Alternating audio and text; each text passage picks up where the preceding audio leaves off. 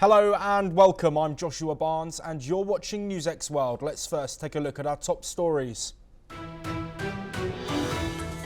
US and Russian officials are holding talks on a possible peace in Ukraine, potentially involving a Black Sea ceasefire. This follows productive and focused talks between the US and Ukraine yesterday as strikes continue in Russia and Ukraine. Turkey says that 1,133 people have been arrested in 5 days for protesting against the arrest of Istanbul Mayor Ekrem İmamoğlu. The opposition leader has been detained on corruption charges, something he denies. A South Korean court has reinstated Han Duck-soo as the acting leader after his impeachment was dismissed. Han placed in charge after President Yoon Suk-yeol's short-lived martial law implementation. Egypt has reportedly made a new proposal aimed at restoring the Gaza ceasefire deal. The proposed action would see Hamas release 5 hostages each week, with Israel implementing the second phase of the previous deal, which ran for 2 months until last Tuesday. Meanwhile, further Israeli strikes have been reported in Gaza as the death toll from the last 24 hours rises to at least 61. The Gaza-run health ministry says 730 people have now been killed since fighting resumed, with Israel calling for the full release of hostages held by Hamas. Leaders in Greenland have criticised the planned trip this week by high-profile US delegates. Usha Vance, wife of US President J.D. Vance, will lead the delegation following calls from President Trump over the annexation of the Danish-controlled island. Well, US President Donald Trump has also called for the removal of a portrait of him at the Colorado state capitol. He says that the painting was purposefully distorted. And Europe's busiest airport, the UK's Heathrow, is defending its decision to shut down after a substation fire. Questions have been raised as to whether the shutdown was necessary, with power still reportedly available according to the national grid. Well, we start today with some breaking news, and the UK Prime Minister Keir Starmer and US President Donald Trump have held a brief phone call to discuss progress on the economic prosperity deal, according to the Prime Minister's spokesperson. The deal aims to strengthen trade and investment ties between the two nations. While details of the conversation remain limited, officials describe it as a positive step toward deepening economic cooperation. More updates are expected as negotiations continue. Staying with United States President Donald Trump, and he seems to be pretty upset with his portrait in the Colorado state capitol. He said it is purposefully distorted, also stating his preference for having no portrait rather than the current one. Trump took to social media and his platform Truth Social to slam the artwork by artist Sarah Boardman, who also created the Capitol's portrait of the former President Barack Obama. The 78-year-old added that many people from Colorado had called and written to complain about the portrait, which he urged Governor Jared Polis to take down. Jared should be ashamed of himself, he wrote. Moving on, and US and Russian officials have begun talks in Riyadh aiming for a 30-day ceasefire in Ukraine. The discussions focus on halting long-range attacks on energy infrastructure and securing a maritime ceasefire in the Black Sea. The US delegation is led by White House and State Department officials, while Russia is represented by senior lawmakers and security advisors. This is what Ukrainian President Volodymyr Zelensky stated. Сьогодні вже друга зустріч української та американської команд в Саудівській Аравії. Цього разу більш технічного рівня наші військові, наші дипломати, наші представники Міністерства енергетики. Щойно я говорив з Рустемом Умєровим, він доповів мені про зустріч, про хід перемовин. Наша команда працює абсолютно конструктивно. Well, diplomatic efforts are continuing, but intense fighting is also continuing. Ukraine's air force destroyed 97 of 147 Russian drones in an overnight assault, while Russian forces captured Sribny in Donetsk. Deadly strikes hit Kyiv and other regions, killing at least 7 people, including a child. Moscow reported downing 59 Ukrainian drones over southwestern Russia. Cyber warfare is also escalating, with Ukraine's state railway system suffering a major cyber attack. Meanwhile, the Kremlin remains cautious, warning that peace efforts are still in the early stages. Well, joining us to discuss these latest developments from the last 24 hours is Dr. Sergei Dvoryanov, who is the president of the IDC Russia and director of the WHD International Board. Dr. Dvoryanov, thank you as always for joining us today. A big key part of discussions and conversations between Russia and the US is a potential ceasefire in the Black Sea. How important and what sort of reactions could come from that ceasefire if it were implemented? Thank you so much for invitation and the question. We can see that the Ukrainian delegation's command is quite brief. This is understandable because Ukraine today is not the main decision-making country. It is a country executing decisions. And at the same time, we can see that the Ukrainian side remains silent because we can expect a lot of surprises during the Russian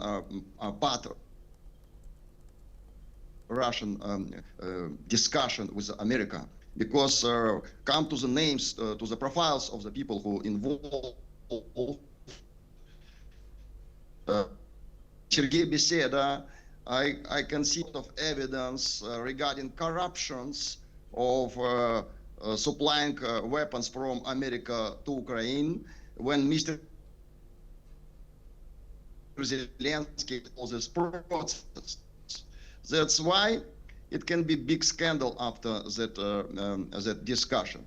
But I come again to the Black Sea and all these topics which is relevant to global agenda, which is the security.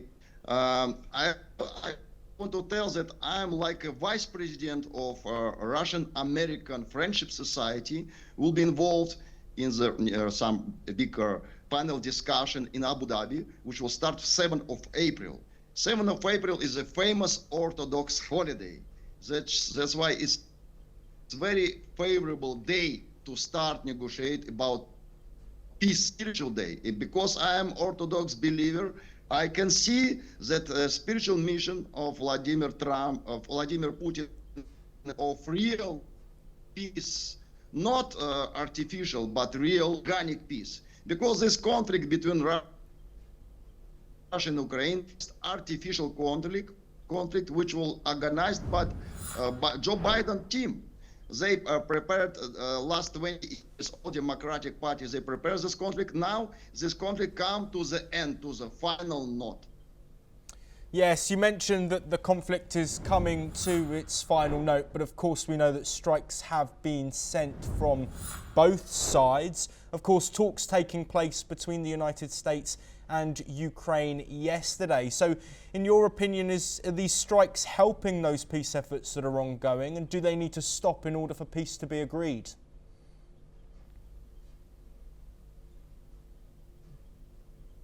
Yes, I already mentioned that European politicians, unfortunately, they don't understand properly what is going on.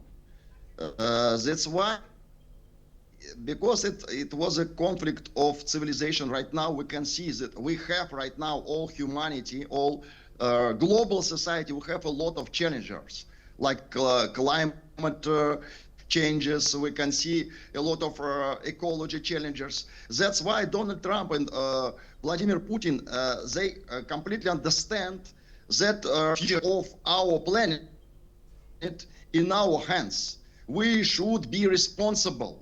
That's why European politicians, of course, I can see that in the close future, they will change their position. Right now, that's a process which is inertial process, still going, thinking on the stereotypes. We should break down the stereotypes, completely break down. We should be brave. That is our human nature. We should take care about future generations. That's why we should stop this bloody mess, like Donald Trump calls this war. We should stop this bloody mess.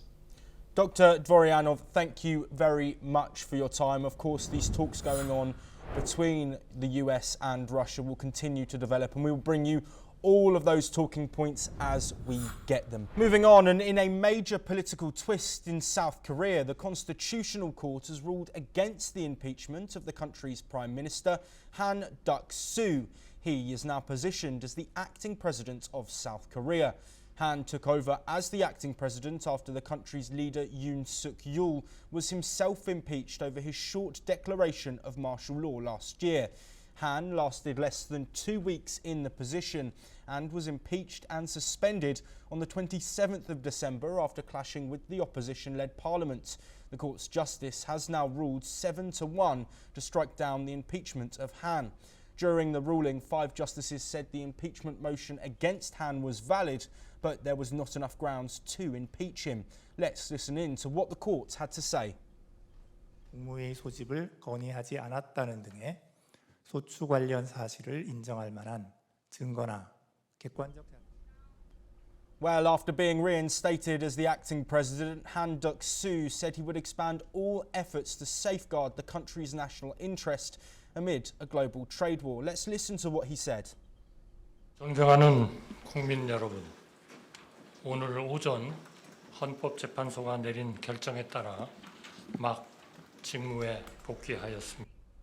Well, following this ruling, people have had their opinions. Let's take a listen to what those in South Korea have had to say. 기각된 것이 잘 됐다고 생각해요. 난 그 소리 듣고선 방송 듣고 방송 보면서 박수 쳤어요. 법과 상식에 비춰봤을 때 조금 납득이 되지 않는 부분도 있었는데 그런데 이 혼란스러운 정국이 일단 해결이 되는 게 급선무니까 어떻게든 잘 해결이 됐으면 하는 바람입니다. Well, joining us to discuss the latest developments of what we're seeing is Dr. Satoru Nagao, a fellow at the Hudson Institute, who's joining us from Tokyo, Japan. Dr. Nagao, thank you very much, as always, for joining us. I first want to look at this impeachment and the fact that it's been dismissed. What do you think the ripple effects of that decision will be? On the surface, the court said this is a reason of the process. But this is not the real reason, I think. Real reason is the tide has changed from the anti-governmental side to governmental side. Because in December, the President Yoon failed his declaration, but in January, when we check the survey, the popularity of the governmental party, ruling party, is recovering. And now, the new US President, Donald Trump, sworn in the January 20th, and this his administration's presence is accelerating this process because President Trump changing the world very drastic pace. In this case, South Korea lacks a leader and cannot adjust the situation. And if the South Korean leader need to deal with President Trump, of course, Conservative Party, relative right-wing party's leader is better than the left-wing party. So that's why currently in the South Korea, people are worrying the lack of leadership, especially lack of leadership of the right side. Yes. So that's why the court, in South Korea's court system, respect the public opinion always. So not only just legal system, but also the public opinion's influence is relatively big in the court system in South Korea. That's why they are changing their stance, court stance. So that's why currently the current ruling party is recovering their popularity in South Korea. Yes, and putting it bluntly, do you think this is a blueprint for Yoon Suk-yeol's own impeachment trial? Or do you think that is a standalone incident given the fact the impeachment is based around his failed martial law? Yeah, failed martial law is a big mistake, but I believe the current ruling party is recovering their status. So if the current tide is continuing, he will recover his rule. So that's why still this is uncertain, but long-term tide is clearly changing. That is also true. Yes, and Dr. Nagao, obviously the politics we know in South Korea is divided, but also public opinion is as well, irrelevant of what the outcome in Yoon Suk-yeol's impeachment trial is. Do you think Korea at the moment is at a point where an election or something else is needed to bring some unity back to the country? Yeah, I think because this is needed. Because why the president try to do that, or why current the politics lacks the leadership? Because ruling party gets the president, but opposition party gets the parliament. So they cannot decide anything because of this gap. So without solving this issue, anyway, the South Korea faces a lack of leadership. So solving this issue is needed, and in this case, election is the only way, I believe. Thank you, Dr. Satoru Nagao, for joining us. Of course, we do await the results in the impeachment of Yoon Suk-yeol and the ramifications that will have. We will, of course, be across those here at NewsX World. But we move now onwards, and Greece has warned that the political situation in its neighbouring Turkey is worrying as Turkey witnesses its largest wave of anti-government protests in more than a decade following the arrest of Istanbul Mayor Ekrem İmamoğlu, a leading opposition figure and challenger to the incumbent president Recep Tayyip Erdogan in the 2028 presidential elections. İmamoğlu spent his first night in custody yesterday following his mayoral suspension, whilst authorities detained 10 journalists who covered the widespread demonstrations triggered by his arrest. Tens of thousands have taken to the streets across the country, defying bans on public gatherings to voice their discontent. The protests have raised serious concerns about democracy, the rule of law and political repression in Turkey. The demonstrations, which started immediately after İmamoğlu's arrest, have escalated over the past few days, with massive gatherings in Istanbul, Ankara and other major cities. Police said they have detained more than 1,100 people since the protest began. They later added individuals were affiliated with 12 different terrorist organisations. Despite bans on the streets, gatherings, protests have continued for 5 consecutive nights, with İmamoğlu calling the charges unimaginable slander. His wife, addressing a massive crowd outside City Hall, vowed that the government would pay a political price for targeting her husband. Here is what she said. Ekrem'i tutukladılar.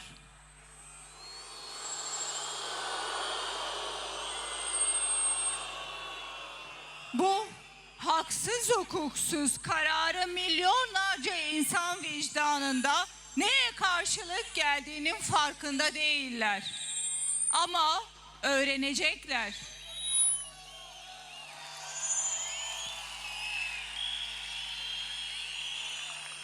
Göz göre göre haksızlığa, adaletsizliğe uğramanın çok derin bir acısı vardır.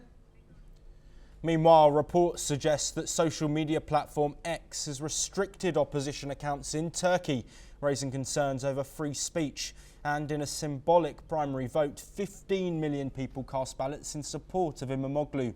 This is what the president of the opposition party, CHP, said.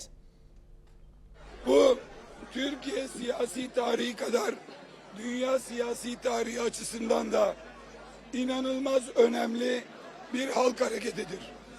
Ekrem İmamoğlu şu anda cezaevi yolundadır ama bir yandan da Cumhurbaşkanlığı yolundadır. Onu Silivri'ye doğru ittirenlere inat, millet onu Çankaya Köşkü'ne yakınlaştırmaktadır. Well, joining us to discuss the latest developments from Turkey is Ross Feingold, a political risk analyst who's joining us from Taipei, Taiwan. Thank you, Ross, very much for being here. First of all, I want to look at this and I want to see how significant is it that this man has been arrested, Ekrem İmamoğlu, in the context of Turkey's broader political landscape, especially with local elections approaching? Anytime a popular politician is arrested, and certainly a politician who has the ability to mobilize hundreds of thousands of people to come out and protest, anytime someone like that is arrested, of course it's an earthquake for domestic politics of any country, but in this context it's a real earthquake for Turkey's politics. But it's still early days in this process, of course, so we have to wait and see how it ultimately plays out. But we have to remember that this is not the first time that there seems to be a significant threat to Erdogan's authority, but he's outsmarted and outlived all those previous attempts to move him aside. Yes, and we're showing visuals on screen from the protests that have been taking place across Turkey. Do the protests that we're seeing reflect growing public frustration with President Erdogan's government, or do you think that they are more narrowly focused on İmamoğlu as a political figure?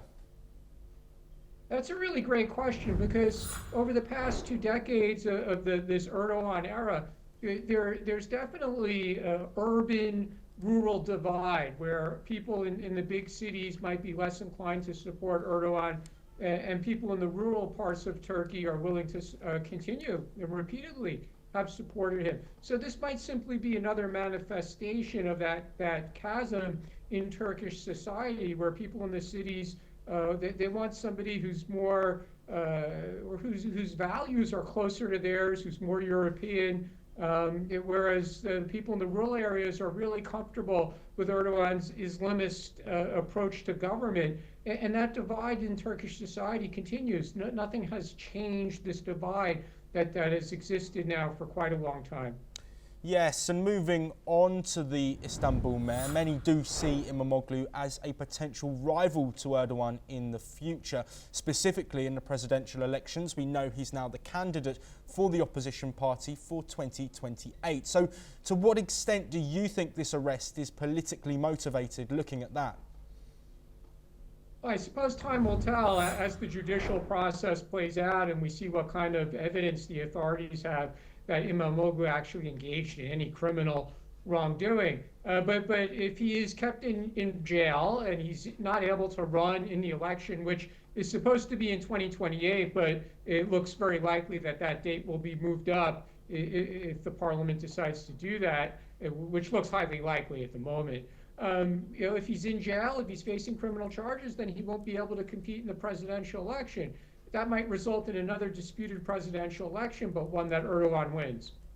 Yes, and finally, to end this discussion, I want to look ahead. What implications might these protests and the following legal action against İmamoğlu have for opposition parties and democratic institutions in Turkey? The interesting there, and with regard to your question, is it really gives the European Union and those countries in the EU that really historically have not supported Turkey's accession to the EU, it gives them more reason to say that it's not appropriate. Turkey needs to do more, it needs to reform its institutions, it needs to do this or that. And I mean, that's basically been the message from certain EU countries for an extended period of time. And these events are going to give them another reason or another excuse to permanently delay, or just on an open-ended basis, delay accession talks for the EU. Ross Feingold, as always, thank you so much for your time. The situation in Turkey is continuing to develop and we will be there for all of those updates. But we do have some more breaking news, and Russian President Vladimir Putin and UAE President Sheikh Mohammed bin Zayed Al Nahyan held a phone call to discuss Russia-US talks on Ukraine and ongoing OPEC Plus cooperation, according to Russian news agencies TASS and RIA. The discussions come amid intensified diplomatic efforts to negotiate a ceasefire in Ukraine and maintain stability in global energy markets. Further details on the talks are expected to emerge in the coming hours. Now, with that, that is all that we have time for, but we will continue to bring you more of the latest from across the world.